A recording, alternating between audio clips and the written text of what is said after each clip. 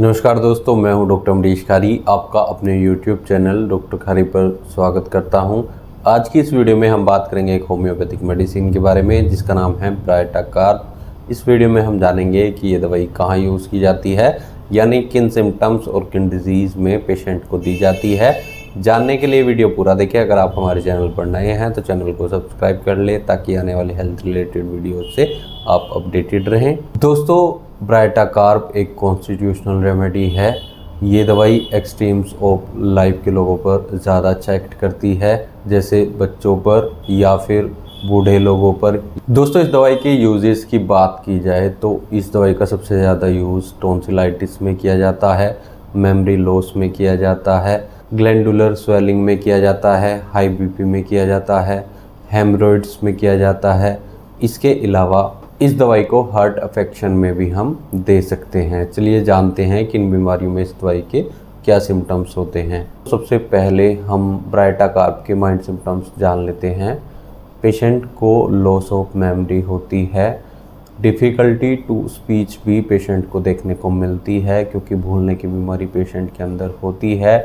Patient बहुत irritable होता है, इडियोटिक होता है, फुलिश होता है और कंफ्यूज रहता है। पेशेंट अगर कोई स्पीच देता है तो उस दौरान शब्दों को भूल जाता है। इसके अलावा पेशेंट की अगर बात की जाए तो पेशेंट सोसाइटी और लोगों से बचता है, यानी दूर जाता है, और पेशेंट फ्यूचर से बहुत डरता है।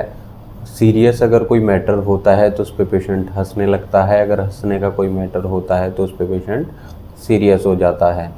अगर बच्चों की बात की जाए तो बच्चे बहुत धीरे चलना सीखते हैं या उन्हें खेलना भी पसंद नहीं होता है। पेशेंट को गुस्सा बहुत आता है और अचानक आता है, लेकिन जल्दी ही पेशेंट सॉरी फील करने लग जाता है।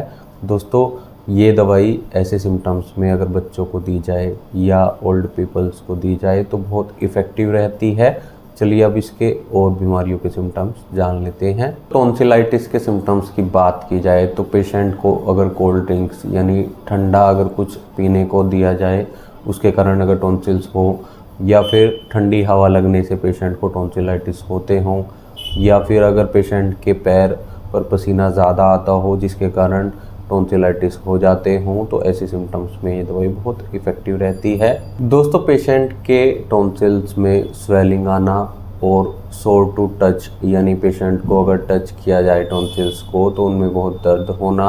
इसके अलावा पेशेंट को निगलने में भी परेशानी होती है, पस फॉर्मेशन होनी शुरू हो जाती है। टॉन्सिल्स में स्मार्टिंग पेन हो, अगर पेशेंट कुछ सॉलिड खाता है तो दर्द बढ़ता है। ऐसे सिम्टम्स में टॉन्सिल्स के ये दवाई देने से पेशेंट को काफ़ी राहत मिलती है। दोस्तों, टॉन्सिल्स अक्सर ऐसे केस में लाल हो जाते हैं और उनमें दर्दनाक स्वेलिंग आ जाती है।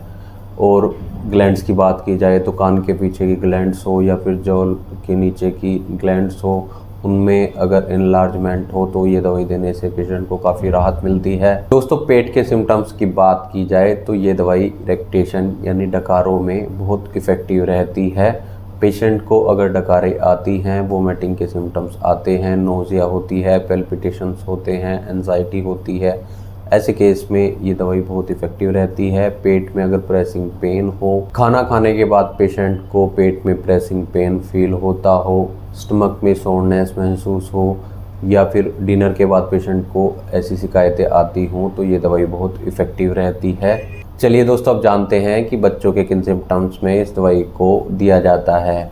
बच्चों का अगर फेस पफ़ी हो और स्टमक फैटी हो तो ऐसे केस में ये दवाई बच्चों को ज़्यादा सूटेबल रहती है।